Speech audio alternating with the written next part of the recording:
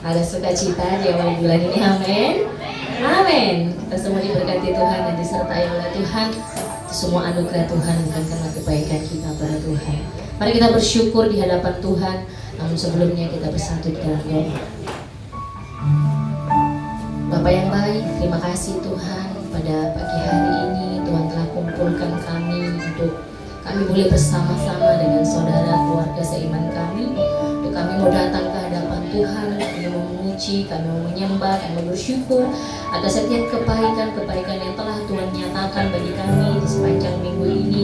Bahkan kekuatan Tuhan untuk melakukan setiap aktivitas kami. Terima kasih biarlah Tuhan setiap kami dengan penuh sukacita dan hati yang bersyukur di hadapan Tuhan datang untuk memberikan yang terbaik untuk kemuliaan nama-Mu. Jamah setiap kami Tuhan tidak terlewatkan satupun. Biarlah hati-hati yang rindu ini Tuhan kami bawa untuk kemuliaan nama Tuhan. Terpujilah nama-Mu, biarlah Engkau mengambil alih Tuhan ibadah kami dari awal sampai akhir. Biar Roh Kudus-Mu yang bertahta atas setiap puji-pujian kami. Hanya di dalam nama Tuhan Yesus kami sudah berdoa dan mengucap syukur. Haleluya. Amin. Sekali lagi shalom.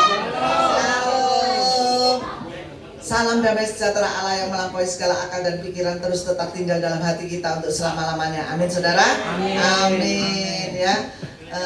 Saudara sukacita sekali, berarti sudah terima angpau ini ya. Mukanya cerah-cerah ini berarti sudah terima angpau ya. Sudah loh, saudara pasti sudah terima karena dari Tuhan. Betul nggak saudara? Ya, saya pun terima angpau dari Tuhan dengan luar biasa ya saudara. Memasuki tahun 2025 ini memang kita perlu Tuhan dalam hidup kita, betul nggak saudara? Betul ya. Rema minggu-minggu lalu kalau Tuhan itu selalu ada di dalam kehidupan kita, Tuhan selalu memegang tangan kita, Tuhan yang selalu membuka jalan buat kita, betul nggak saudara? Mungkin di awal tahun ini ada yang langsung mengalami persoalan ya, mengalami beban berat yang di tahun 24 belum selesai ya, masuk tahun 25 kok cek gandol persoalannya ya. Tapi ingat bahwa Tuhan itu selalu ada buat kita, membuka jalan untuk kita. Saat saudara di padang gurun yang kelihatannya nggak ada jalan ya, saya kalau ke Dubai atau ke Abu Dhabi dulu ya, saya ke padang gurun, saya nggak tahu arah ya, saya nggak tahu arah kalau nggak ada guide-nya saudara ya, karena di sana kelihatan pasir semua gitu ya saudara. Apalagi kalau kita tidak membawa kompas ya saudara, kita nggak akan tahu keluar jalannya itu kemana, ke jalan raya itu kita nggak tahu saudara ya. Tapi Tuhan tahu, Tuhan bisa buka jalan di padang gurun ataupun di sungai-sungai ataupun di lembah yang kelam. Kita nggak bisa tahu jalan, Tuhan pasti buka jalan untuk kita. Amin saudara. Jadi saat saudara mengalami masalah di tahun 2025, ingat masih ada Tuhan yang membuka jalan buat kita. Betul nggak saudara? Ada Tuhan yang selalu menuntun tangan kita, memegang tangan kita ya. Jadi mata kita harus tertuju kepada Tuhan ya. Diingatkan sekali lagi, memasuki tahun 2025, mata hati saudara harus tertuju kepada Tuhan. Supaya apa saudara? Supaya apa?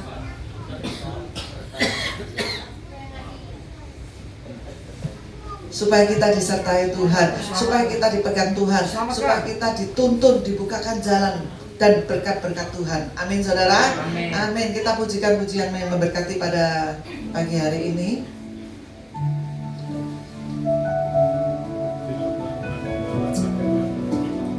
Haleluya Yesus, kami tahu bahwa Tuhan begitu mengasihi kami. Kami tahu Tuhan. God will make a way where there seems to be Saat gak ada jalan, Tuhan tahu. He will Tuhan sanggup buka jalan buat kau. Amin. He will make a way for me. He will be my God. Hold me closely to His side. With love and strength for each new day. He will make a way. He will make a way. Ya, lagu ini diciptakan saudara tahu saat ada anak satu keluarga ke luar kota dan mobil keluarga ini ditabrak trailer, 4 anaknya keluar dari mobil, ya, dan 1 anaknya lehernya patah meninggal, ya. Orang tuanya ada di dalam mobil, anak 4-nya kelempar keluar, yang 1 hilang saudara, yang 1 mati, ya. Keluarga ini tidak dapat berbuat apa-apa. Tetapi pencipta lagu ini menciptakan lagu ini begitu luar biasa. Dia dapat hikmat dari Tuhan bahwa saat engkau tidak ada jalan, Tuhan sanggup buka jalan untuk engkau. Amin. Kita percaya bahwa Tuhan sanggup buka jalan untuk kita. God will make a way where there seems to be no way.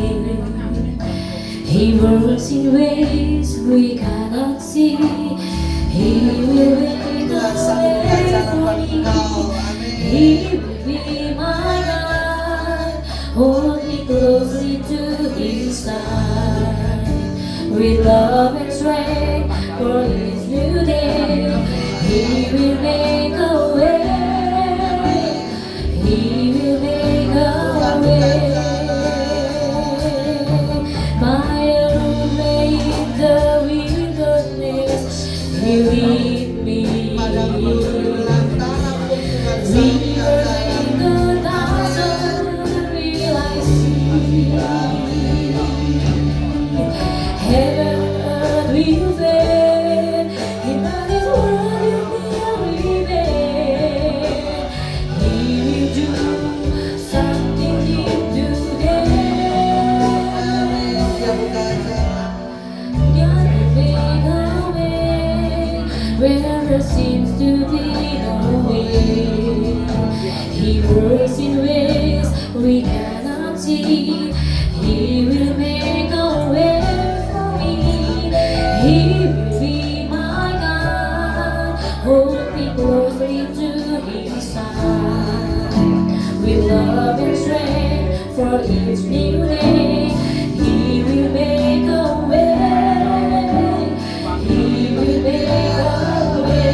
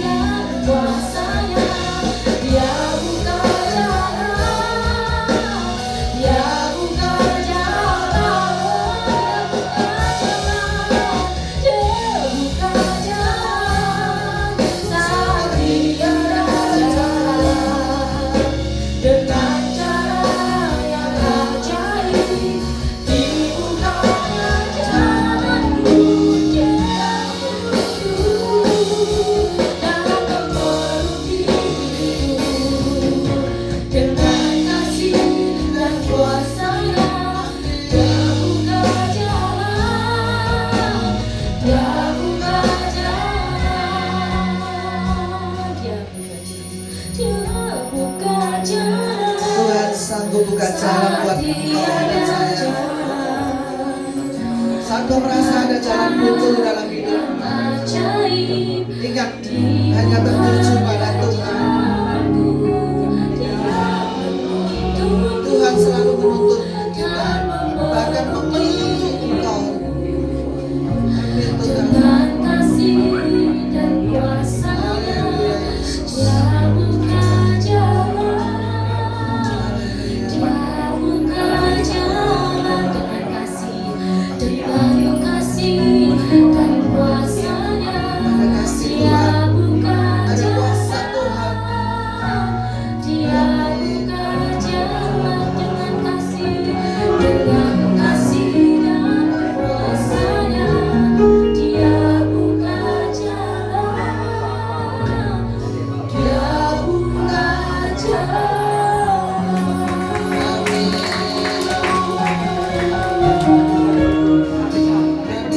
Jangan kau khawatir, jangan kau takut, jangan kau gentar. Tuhan sering kali mengingatkan kita bahwa persoalanmu tidak ada apa-apanya di hadapan Tuhan. Tuhan sanggup buka jalan pada hidupmu. Walaupun kau di padang gurun yang gersang, di sungai yang kelihatannya tidak ada jalan buat kita.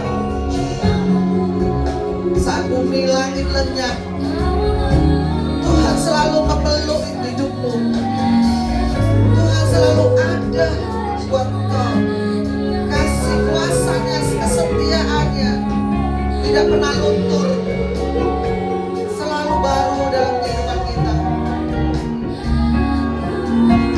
Tapi kau harus melekat, hatimu harus tertuju kepada Tuhan. Dalam setiap langkahmu, dalam setiap nafas hidupmu, selalu genapi firman Tuhan. Tinggal terus dalam firman-Nya, tinggal terus dalam kasih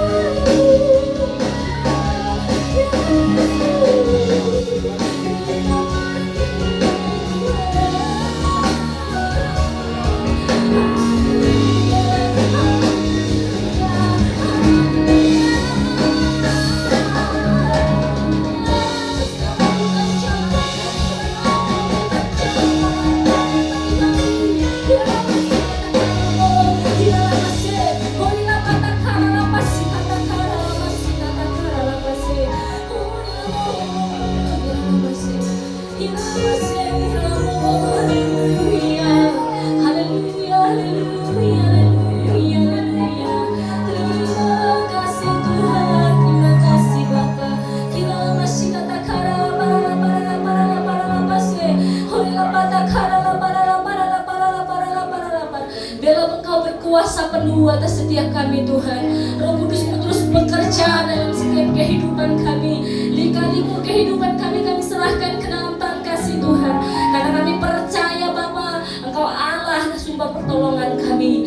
Hiralapa shikata karala paralapa. Bila kami boleh terus berserah hanya kepada Tuhan. Berserah hanya kepada Tuhan. Kami terus berserah hanya kepada-Mu Tuhan. Yesus yang telah memberikan hidupnya untuk menyelamatkan kami, membebaskan kami dari belenggu apapun.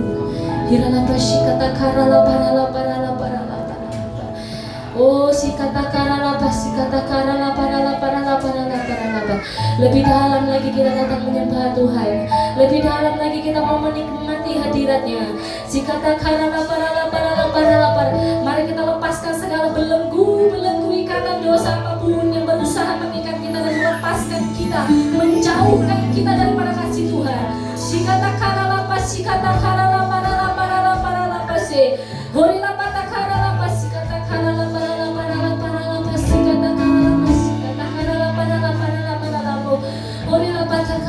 sikata karalapa.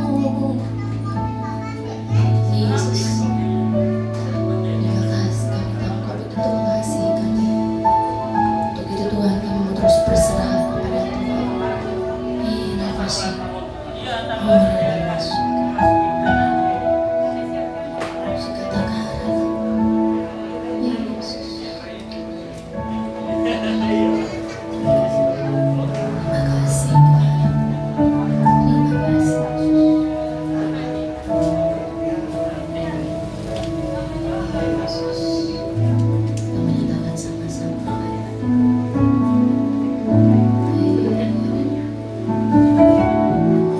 Oh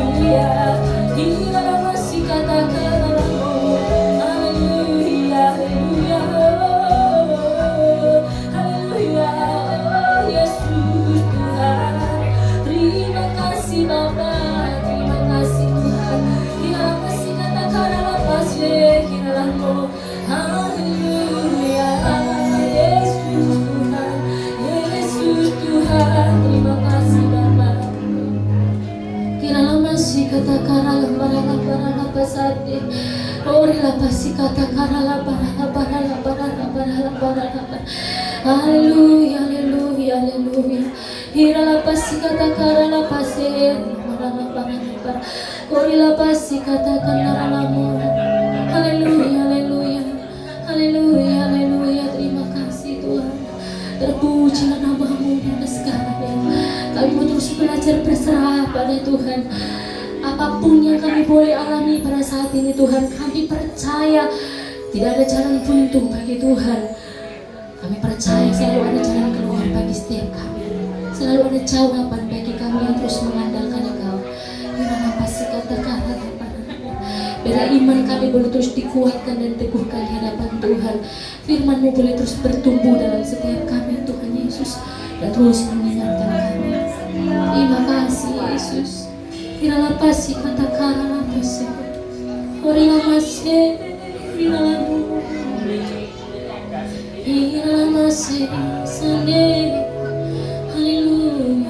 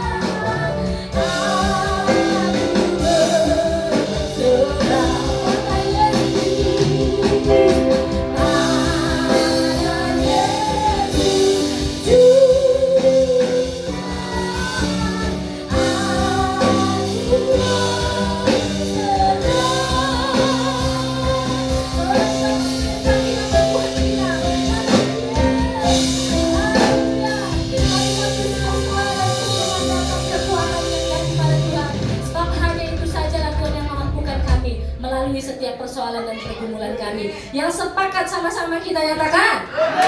Sama-sama kita nyatakan. Haleluya. Haleluya. Kita mau terus memuji dan memuliakan nama Tuhan sebab namanya penuh kuasa. Amin.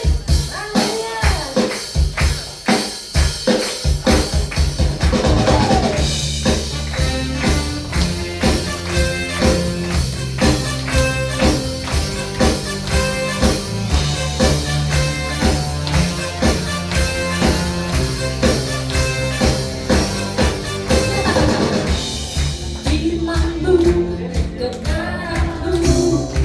Itulah kekuatan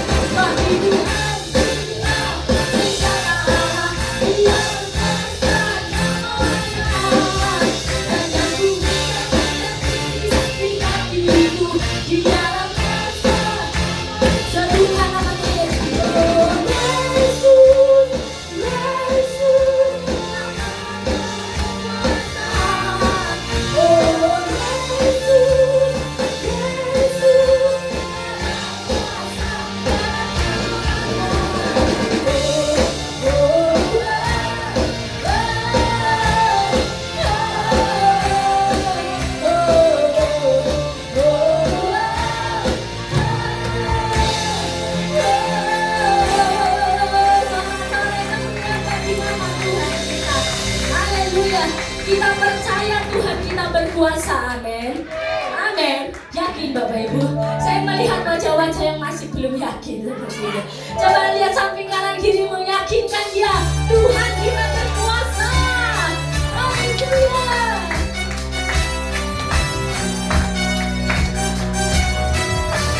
Mari bangkitkan roh kebangkitan semangat pengharapan kita.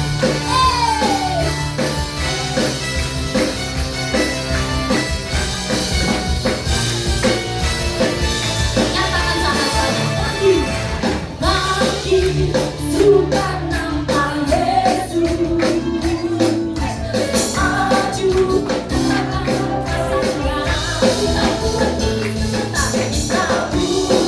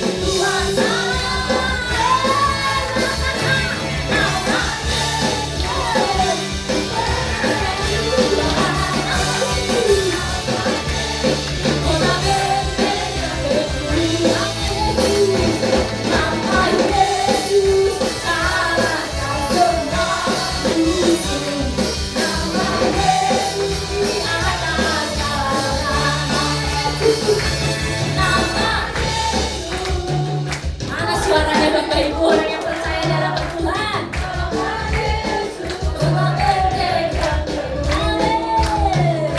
Nama Yesus kalahkan semua musuh.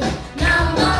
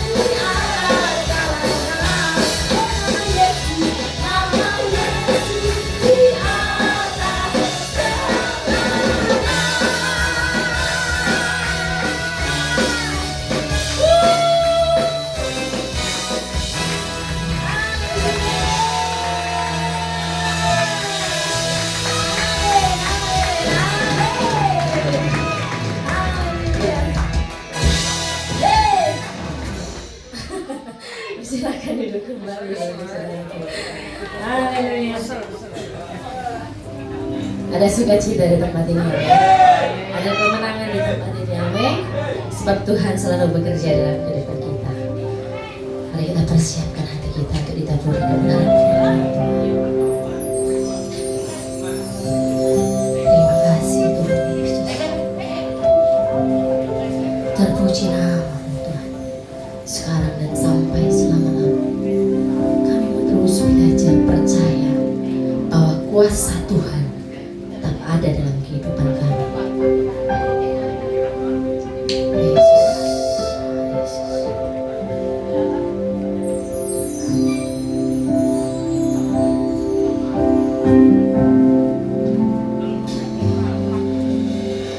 Hanya Kau Tuhan penolongku. Amin Yesus. Yang selalu setia bersamaku.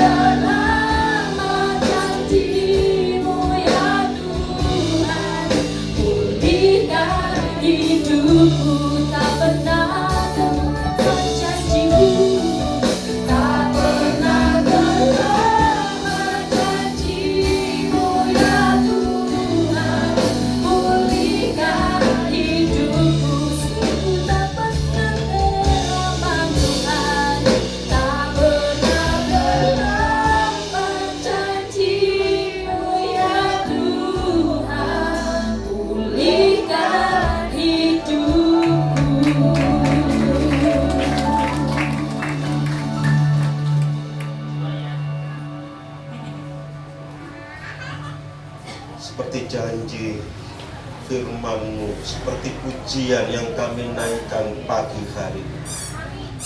Janji berkat tidak akan pernah terlambat. Terima kasih. Kami siap duduk tenang dan Engkau siap memberkati kami dengan firman.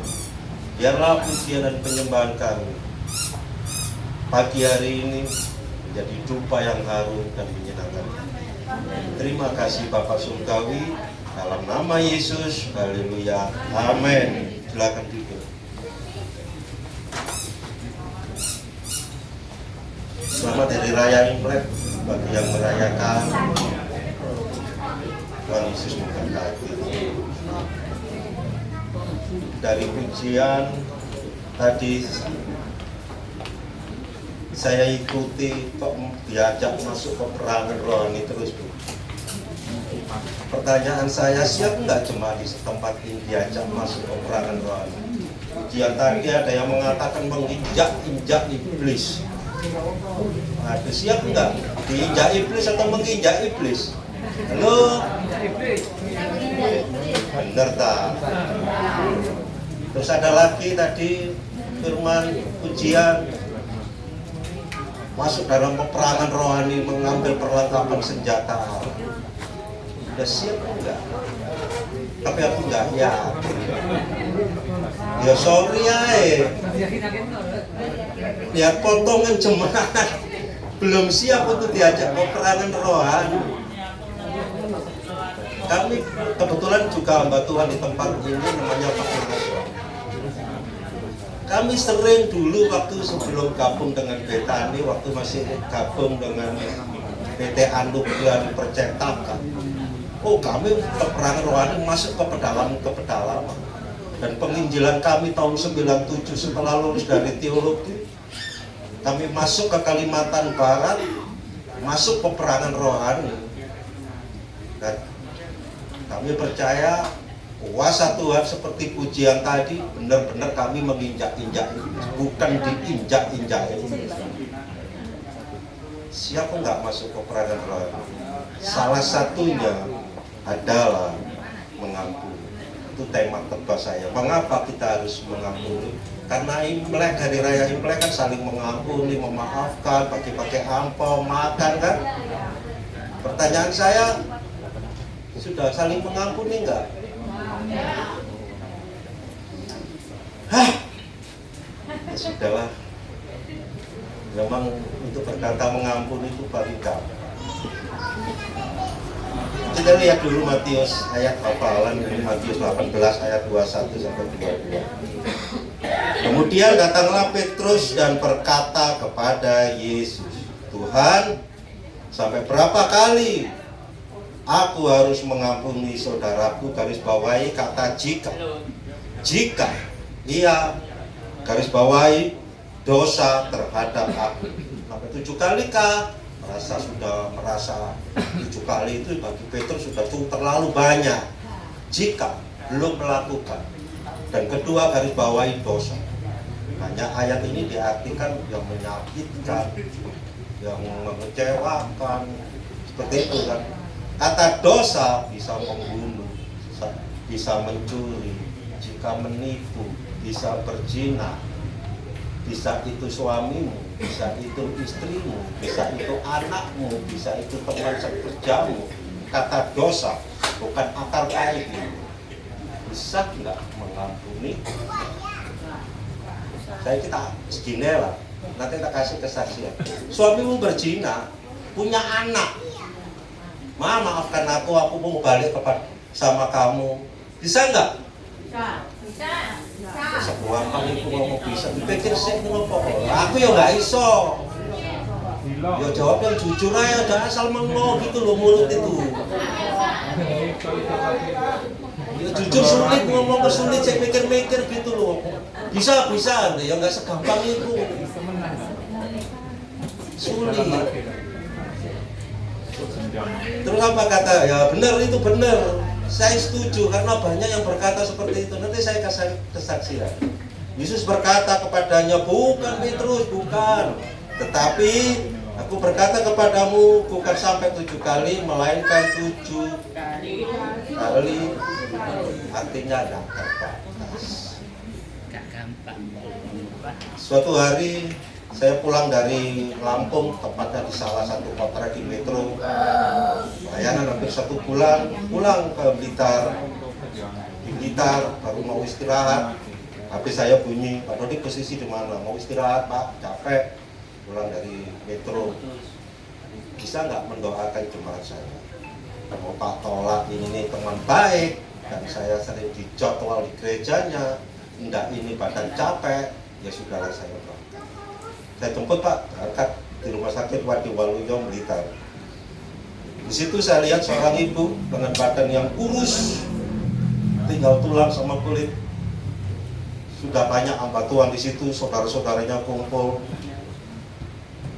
Dan saya memperkenalkan diri, shalom, ibu ini nggak menyaut. Bapak siapa? Saya tanya, saya pendeta, langsung buang muka. Ngobrol. Ibu mau sembuh? Pak, siapa yang mau sakit? Saya pasti mau sembuh. Kalau ibu mau sembuh, tolong jawab pertanyaan saya. Orang sakit pertama disebabkan diuji oleh Tuhan, seperti Ayub dengan kesalehannya diuji, harta bendanya habis, anaknya meninggal, bahkan istrinya berkata, wis kutuk kono Tuhanmu. Sahabat-sahabatnya meninggal, Ayub sendiri kena penyakit yang parah, tapi dengan kesalehannya Ayub tetap bertahan bahwa Yesus itu baik. Pertama, sakit bisa karena ujian dari Tuhan. Kedua, karena pola makan yang keliru atau gaya hidup yang keliru sehingga timbullah berbagai macam virus penyakit. 3, karena dosa. 4, karena terlibat okultisme atau terkena okultisme. Terlibat okultisme itu pernah belajar menyiapkan orang, dukun, atau terlibat seperti itu, atau terkena okultisme, dapat kiriman dan sebagainya. Dan kelima terakhir, akar pahit itu menyebabkan penyakit. Kira-kira yang mana Bu? Ibu ini lihat saudaranya dan lihat saya tahu dia ngasih kode, tolong tinggalkan saya, tapi jangan jauh-jauh di depan, saya mau ngobrol 4 mata. Apa yang terjadi Bu? Pak, yang terakhir itu yang terjadi buat saya. Saya punya 3 bersaudara perempuan semua. Adik saya yang paling kecil menikah dengan suami. Ayo bisa ngampuni nggak? Tak terus lagi kesaksian ini. Anak yang pertama, ibu ini punya 2 anak juga perempuan. Tahu papanya selingkuh, ngomong sama mamanya karena ketemu keluar dari hotel. Mamanya nggak percaya, nggak mungkin papamu seperti itu, karena papamu pelayan Tuhan di salah satu gereja terbesar di Blitar. Nggak mungkin.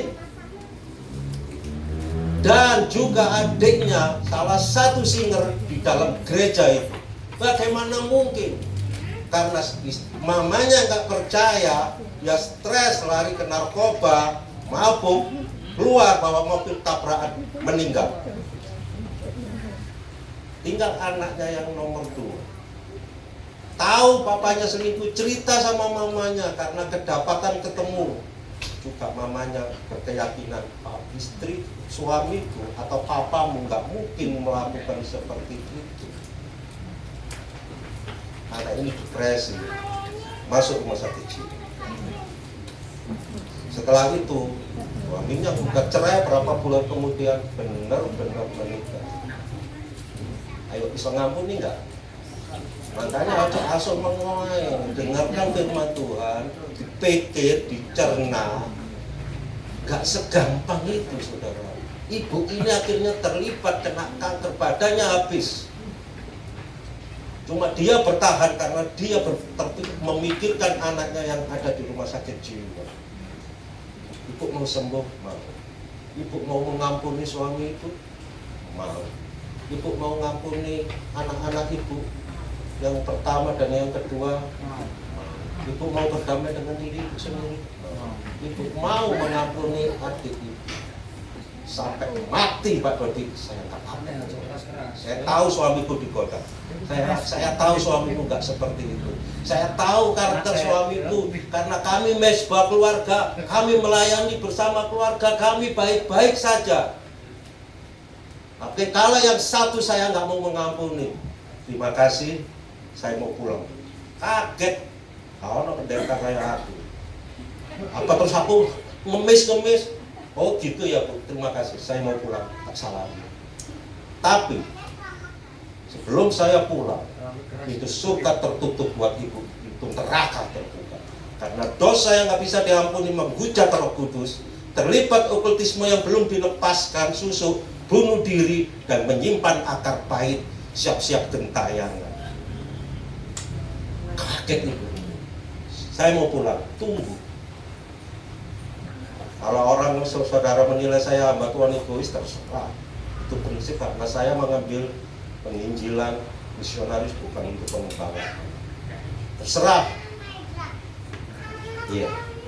Ini anak saya. Saya panggil semua saudara-saudara. Setelah kami berdoa, Bu, lepaskan pengampunan buat suami. Bisa, anaknya bisa, dia bisa berdamai. Tapi begitu dia melepaskan pengampunan buat adiknya, kayak tersumbat mulutnya itu sulit. Karena nggak mungkin tangan saya lagi pegang mulut perempuan. Saya tahu beretika.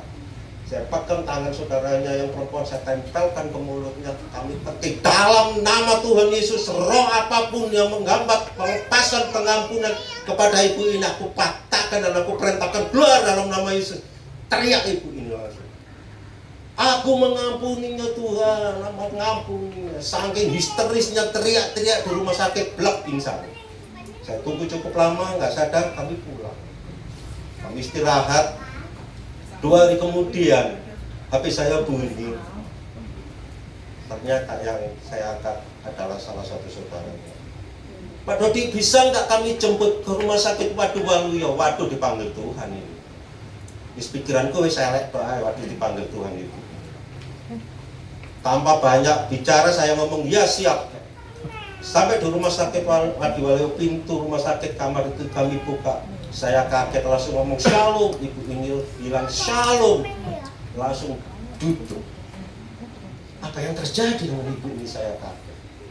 Setelah pingsan, ibu ini bangun.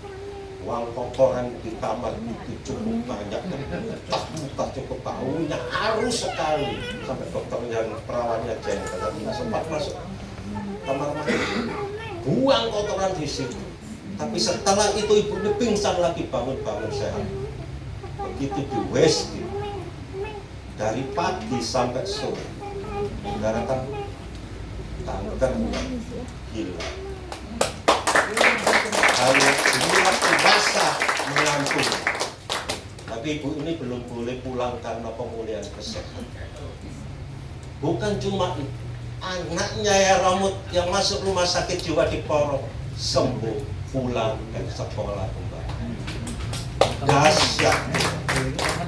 Sampai sekarang ini ibu ini ada di Kota Malang, belum menikah dan suaminya. Inilah kuasa yang mengampuni. Mengapa kita harus mengampuni? Yang pertama, Matius 6 ayat 14 sampai 15. Matius 6 14 sampai 15. Karena jika kamu mengampuni kesalahan orang, Bapakmu yang di surga akan mengampuni kamu juga.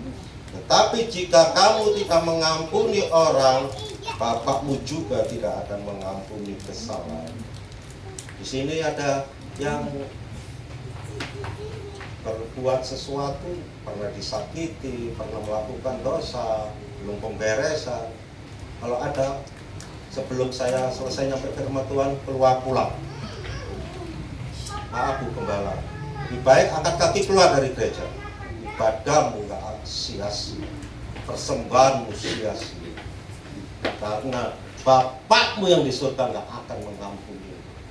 Jadi lebih baik daripada capek-capek lama-lama di sini, lebih baik pulang ke rumah tidur. Enak kan? Sorry Bu, tak usah jemaat. Sorry. Percuma kalau saudara belum bisa mengampuni terus beribadah. Karena artinya duitmu piro ae kamu kasihkan ke Tuhan, ke gereja, ngono artine. Karena Bapakmu sendiri firman Tuhan yang ngomong ini Tuhan Yesus sendiri. Karena itu perintah Tuhan, bukan perintah para nabi, bukan perintah para rasul, perintah Tuhan Yesus sendiri. Kalau Tuhan Yesus memerintah ya ampuni, ya ampun ono. Seberat apapun. Kalau enggak wis mulia wae. Karena artinya kau datang di tempat ini tiwas loncat, terus dengar firman Tuhan berbagai puluh hamba Tuhan di tempat ini. Apa yang kamu cari? Sembako. Terlalu naif bagi orang Kristen kalau itu yang dicari. Datang tempat ini cari Yesus dapat semuanya. Kalau datang tempat ini cari sembako, pulang bawa sembako tapi belum tentu bawa Yesus. Tapi datang tempat ini cari Yesus pasti dapat semuanya. Kesembuhan, berkat, mujizat akan Anda miliki. Lepaskan pengampunan di tempat ini. Kalau kau itu dapat semuanya, itu kunci.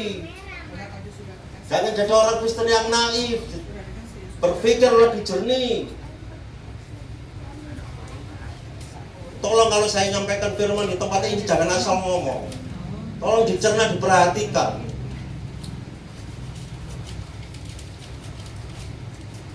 Karena itu perintah Tuhan harus saling mengampuni. Kalau itu perintah para nabi, para rasul, nggak apa-apa saudara. Bahkan Tuhan Yesus pun memberi perintah yang baru. Yohanes 13 ayat 34 berkata begini, Aku memberikan perintah baru kepada kamu, yaitu supaya kamu saling mengasihi sama seperti aku telah mengasihi kamu, demikian pula kamu harus saling mengasihi. Kalau saudara mengasihi seperti Tuhan Yesus mengasihi, saudara, saya orang yang paling tidak berdosa. Saya ada di tempat ini karena pengorbanan Tuhan di atas kayu salib, saudara. Mengampuni berat enggak? Saya tahu. Berat, sakit enggak? Saya tahu karena saya pernah dijual nama saya. Sakit. Apa Tuhan kita Yesus enggak sakit saat melepaskan pengampunan menebus dosamu? Saking takutnya 3 kali berdoa di taman Getsemani, Bapa sekiranya boleh cawan ini lalu kepadaku, karena dia tahu mau menebus dosa-dosa jemaat Ambarjo. Tuhan Yesus tahu dia mau mengampuni dosa-dosa jemaat di tempat ini. Saking takutnya dia, akhirnya dia menyerah berdamai dengan sendirinya, dengan dirinya. Ya Tuhan, Bapakku, bukan kehendakku yang terjadi, kehendak-Mu yang terjadi. Saya ada di tempat ini, saya tahu itu pengorbanan Tuhan Yesus yang paling biasa. Karena saya orang yang paling berdosa, saya berjingat, bahkan maaf saya buka-buka. Waktu saya masih bujang pernah meniduri anak orang dan hamil, lahir meninggal. Betapa dosanya saya. Narkoba, saya orang pemabuk. Rumah saya asli, saya tinggal di Tempel Sukoharjo. Tanyakan nama saya Dodi Andriatmoko, anaknya seorang tentara. Saudara akan dibongkar semua dosa-dosanya. Itu pendeta dulunya nggak karu-karuan. Bukan sekali, 2 kali saya menghamili anak perempuan. Puluhan kali saya menghamili anak perempuan. Saya terlibat narkoba bukan setahun 2 tahun. Saya terlibat minuman keras bukan setahun 2 tahun. Kalau Tuhan panggil saya berdiri di tempat ini bisa menyampaikan kebenaran firman Tuhan. Karena Tuhanku yang dahsyat mati untuk saya. Kalau saya disakiti orang gak bisa melepaskan pengampunan, siapa saya? Kalau Tuhan Yesus mati di atas kayu salib untuk menebus dosa-dosa saudara dan mengampuni dosamu, kalau ada orang yang menyakitimu dan engkau tidak mau mengampuni, siapa kamu? Halo? Sorry agak kenceng dikit. Tak setel endek. Sorry. Terlalu ya. Karena ada orang Medan pembawaannya, saya pernah pelayan di Prastagi. Waduh, orang Medan kalah dengan khotbahnya orang Surabaya. Terus lanjut aja lah, kita terus nunggu. Kadung tamaan kan dulu ya ini, nggak dianu apa itu nggak dijadwal lagi. Yang kedua, kenapa kita harus mengampuni? Yang kedua, untuk kepentingan kita sendiri. Kadang-kala kita mau melepaskan pengampunan, kita kadang-kadang berpikir orang ini terlalu parah, sudah terlalu menyakitkan saya, sehingga sulit. Kalau kita mengampuni orang yang bersalah kepada kita, itu bukan untuk kepentingan kita sendiri, tapi bukan untuk kepentingan orang lain, tapi untuk kepentingan diri kita sendiri, supaya kita diberkati, disembuhkan. Kenapa sih?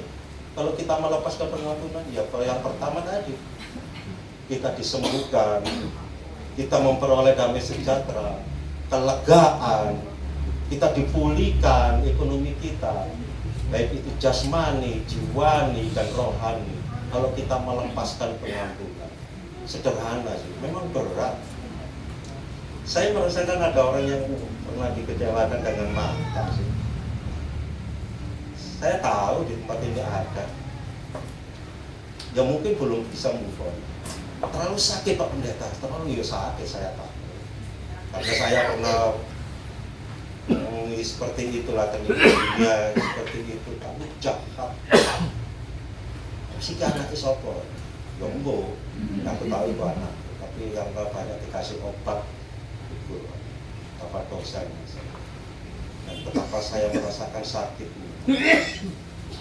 Dan di tempat ini saya merasakan energi orang yang sakit, yang saya rasakan berapa tahun sebelum saya terima Yesus, sakitnya seperti itu. Lepaskan pengampunan. Sekali lagi lepaskan. Bahkan melihat hasil, bukan cuma disembuhkan, tapi ekonomimu pasti dipulihkan. Karena apa? Karena Bapakmu yang di surga sudah mengampuni. Kalau sudah mengampuni, kirim berkat buat Betani jemaah Terjo, tambah Rejo, langsung jemaah malaikat Tuhan pulang dari tempat ini, berkat sudah tersedia.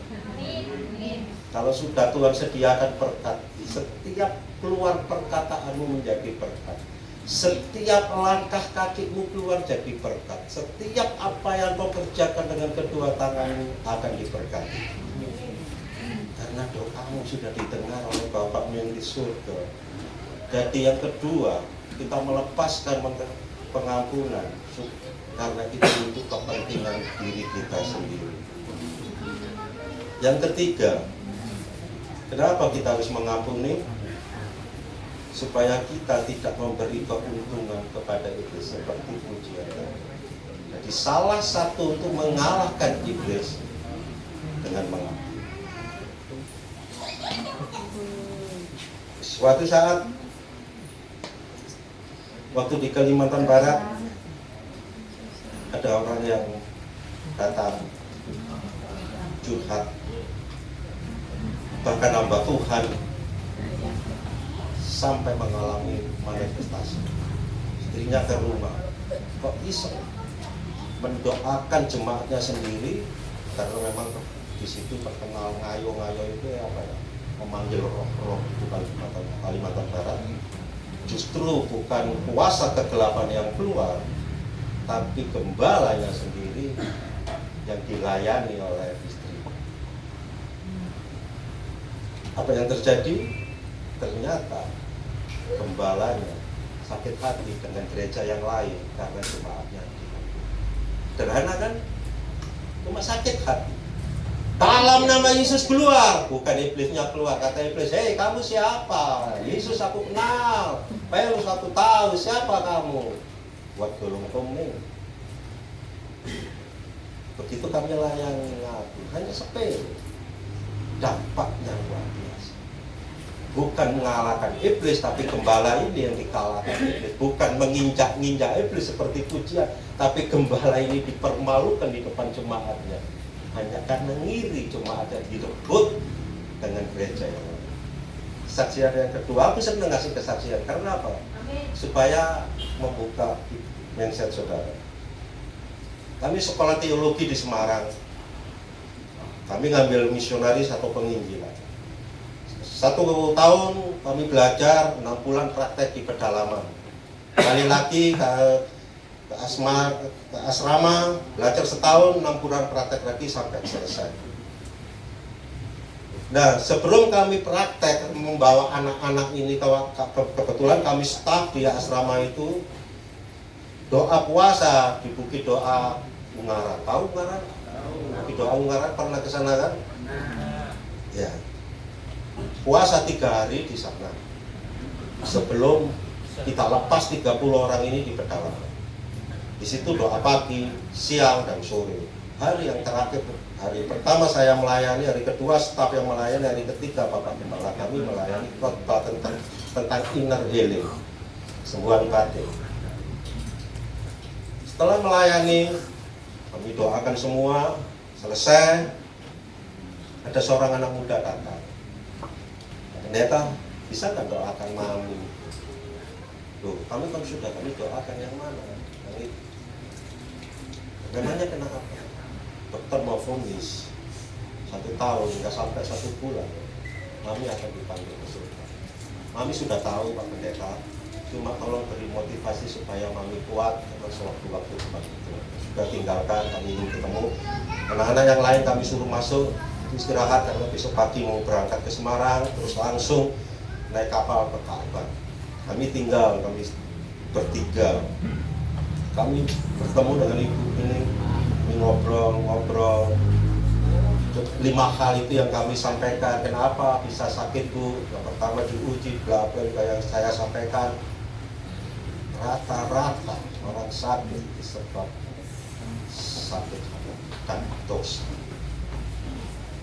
Ibu ini berkata, Pak, saya punya anak 2 Pak, laki-laki semua.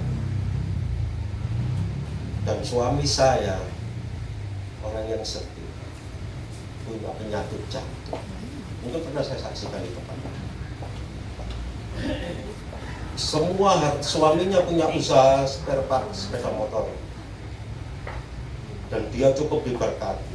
Tapi karena kena penyakit jantung, sampai itu tokonya semua dijual, harta bendanya semua dijual. 1 tahun sembuh, 1 tahun kumat lagi.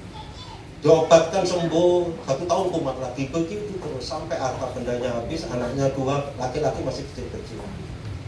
Karena sudah kehabisan dana, pinjamlah di saudaranya, dipinjam. Kumat lagi dibawa ke rumah sakit sembuh, 1 tahun kumat lagi, bingung mau hutang ke saudaranya belum dibayar. Sekarang gimana, suami sakit.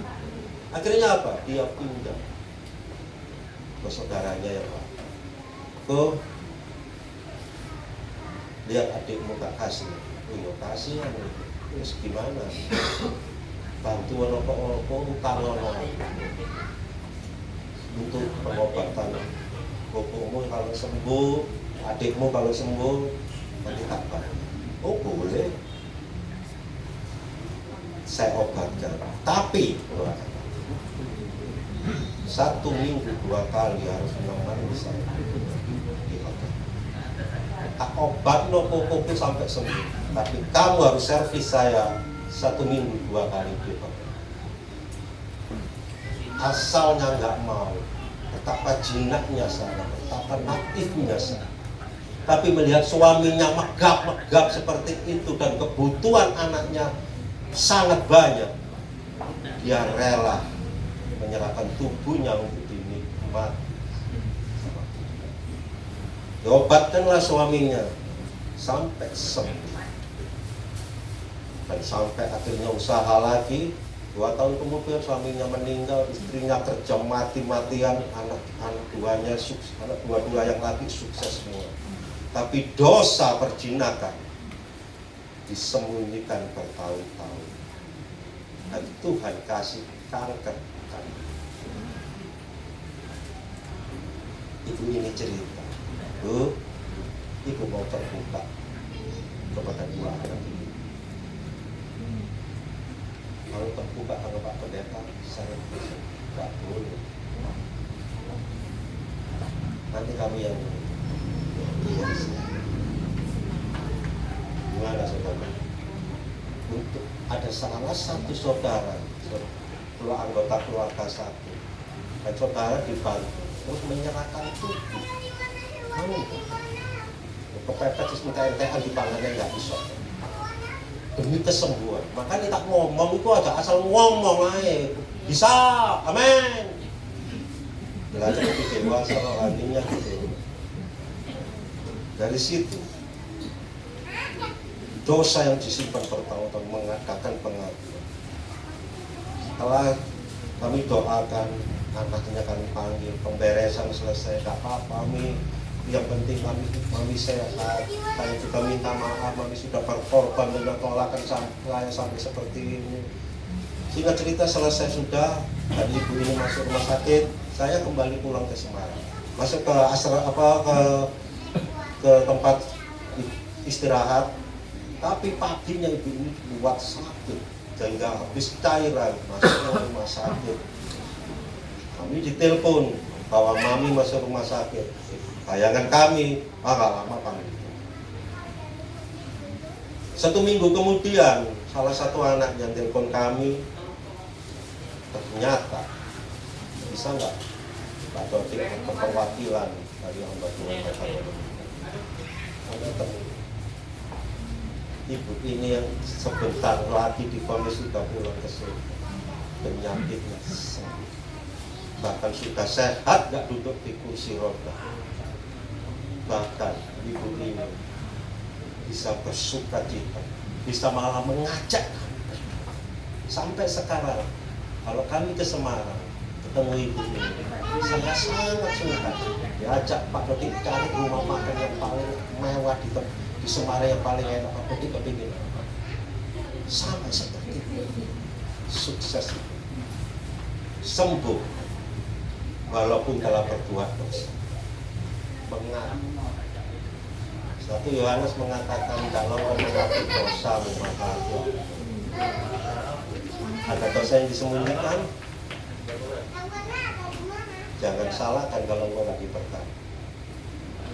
Ada dosa yang disembunyikan, jangan salahkan kalau engkau sakit dan disembuhkan. Ada dosa yang disembunyikan yang belum dibereskan, jangan harap tokomu diberkati. Jungkir balik apa yang apa, sulit cukup buat makan. Hari ini mengaku dosa. Makanya pujian tadi mengajak peperangan rohani, saya cuma tertawa loh Pak. Itu pas ambil firman. Siap enggak Bu? Cuma diajak peperangan rohani. Makanya aku mau rada emosi, asal ngomong aja. Ayo saya kita ajak peperangan rohani. Sederhana peperangan rohani, mengaku dosamu. Gak perlu kepada saya, kepada Bu Yeni gembalamu. Bu, aku telah berzina, Bu, telah aku bohongi orang, Bu, telah aku mencuri. Bu, aku pernah gini-gini, ayo ngaku. Berani nggak? Pasti nggak saudara pulang dari tempat ini kalau mengaku dengan Ibu Gembala, saudara akan diberkati. Itu peperangan, salah satu peperangan rohani. Peperangan rohani nggak perlu berhadapan dengan kuasa kegelapan. Bosen aku. Itu paling enak peperangan rohani seperti itu. Tapi peperangan rohani yang sulit ini loh, peperangan dalam dirimu sendiri ini loh. Egomu ini yang paling sulit. Injak-injak iblis gampang, injak-injak iblis. Kalau dirimu beres, kalau nggak beres, saudara yang diinjak-injak belum bisa mengaku, belajar injak-injak iblis. Kadang-kadang geli ya. Kayak pujian tadi benar-benar sangat memberkati. Injak-injak iblis, saya belum bisa mengampuni dosamu. Jadi benci ambek mertuamu, benci ambek istrimu, ambek anakmu, ambek iparmu, ambek teman sekerjamu, kok belajar injak-injak iblis sih lo? Konsepnya di mana? Ayatnya Alkitab di mana? Halo. Ya yang terakhir ya lah. Sebenarnya ada 5 poin sebenarnya. Iya, saya minta maaf. 2 kali saya khotbah di sini ngamuk-ngamuk terus. Sebelumnya saya nggak pernah khotbah di tempat ini, saya nggak pernah ngamuk. Nggak tahu ya energinya kenapa ya. Padahal saya ngomong Tuhan, aku nggak kepingin ngamuk di jemaah. Cukup jemaah 6 Blitar sing tak amuk, belum nggak terbawa mah, ngamuk mah. Apa jemaah di tempat ini ku bandal-bandal pengku sulit untuk dikandani atau kayak apa aku nggak ngerti. Ya sorry, gembala sorry.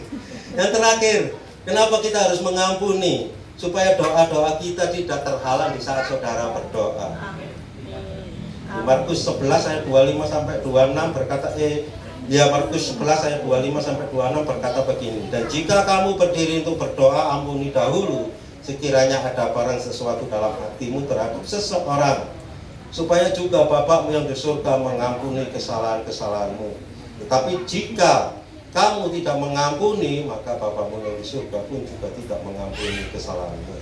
Jadi kenapa kita harus mengampuni? Supaya doa-doa kita didengar oleh Tuhan, tidak terhalang. Bukan tangan Tuhan kurang panjang untuk memberkatimu, bukan telinga Tuhan kurang peka untuk mendengar teriakanmu, untuk meminta tolong, tapi yang penghalang adalah akar pahit, dosa yang kau sembunyikan, yang tidak kau akui bertahun-tahun. Bukan aku nggak ngomong dosa sekarang loh, enggak.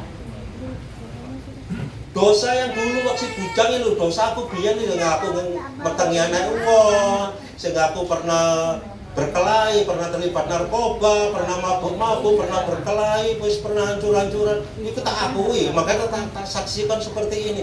Perlunya kesaksian, keterbukaan. Pertama, mematahkan tuduhan iblis. Kedua, memberi kesempatan firman Tuhan untuk berkarya dalam dirimu. Dan ketiga, memberi kelegaan, kelepasan. Keempat, doa-doamu dijawab. Makanya perlu kesaksian, keterbukaan. Aku terbuka. Gak ada tuduhan iblis menuduh aku, itu masa laluku, terserah. Yakobus 5 ayat 16 itu yang tak kupas minggu kemarin. Iya. Ini yang saya kupas kemarin. Karena itu hendaklah kamu saling mengaku dosamu dan saling mendoakan supaya kamu sembuh. Doa orang yang benar jika dengan yakin didoakan sangat besar. Amin. Bila dengan yakin didoakan sangat besar. Orang yang benar. Kalau orang benar mengaku dosa, kami penakar pahit, saling mengaku. Nanti baru doamu besar kuasanya. Kan berarti saudara disebut orang benar. Kalau belum mengaku, masih nyimpan akar pahit, sudah saya pastikan saudara bukan orang benar di tempat ini. Kalau bukan orang benar, lebih baik keluar, pintu neraka terbuka. Enak kan? Enak mbak aku itu. Untuk menjadi benar gampang. Mengaku dosa, terbuka, mengampuni, maka kau disebut orang benar. Setelah menjadi orang benar, berdoa, doamu pasti dijawab. Itulah doa yang penuh kuasa. Bahkan bukan cuma dijawab, disembuhkan. Dahsyatnya Tuhan. Jadi pentingnya kita mengampuni supaya doa-doa kita tidak terhalang. Amin. Tuhan Yesus. Saya ingin lanjut tapi tak lihat muka-muka sudah menunjukkan kemarahan kepada saya. Satu ini nak turun ke mimbar, bisa cepat kok kuis panas, nanti kuis berdebar. Lebih baik tak akhiri, ayo kita berdoa, ayo kita naikkan satu pujian yang bisa melegakan hati jemaat supaya pulang di tempat ini, supaya aku nggak dihadang gitu lah. Aku khawatir dihadang ini diperlaki dan jawab. Dan pujian apapun terserah. Maria, jangan puni pondra.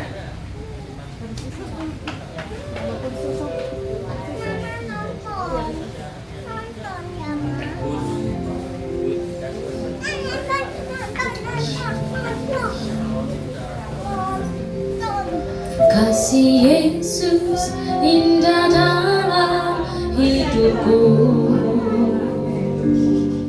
menghiasi hati dan jiwaku. Ku tak dapat hidup tanpa kasih-Mu Tuhan. Pegang tanganku sepanjang jalanku. Kasih Yesus indah dalam hidupku, menghiasi hati dan jiwaku.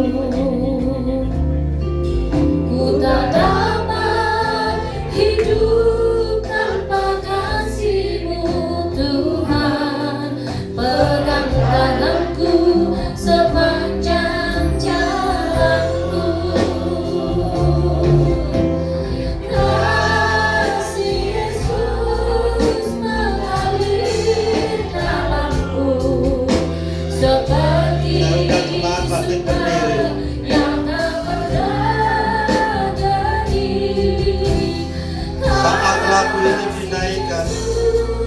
coba introspeksi diri.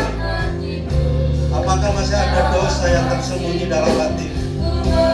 Pada hari ini akui satu persatu. Kasih Yesus mengalir padanya.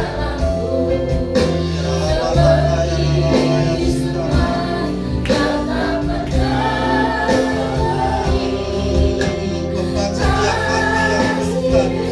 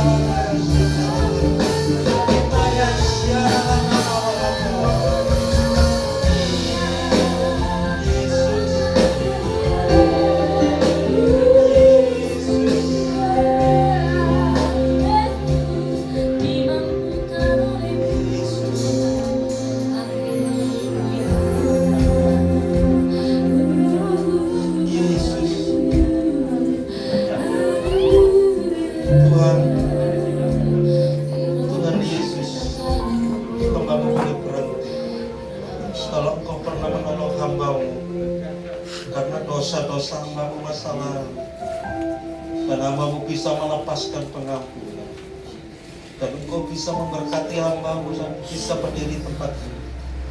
Hambamu minta tolong Tuhan yang sama, Tuhan yang kami sembah, tolong jemaat Tambak Rejo serta pengurusnya yang terlibat, ampuni semua dosa mereka yang tersembunyi.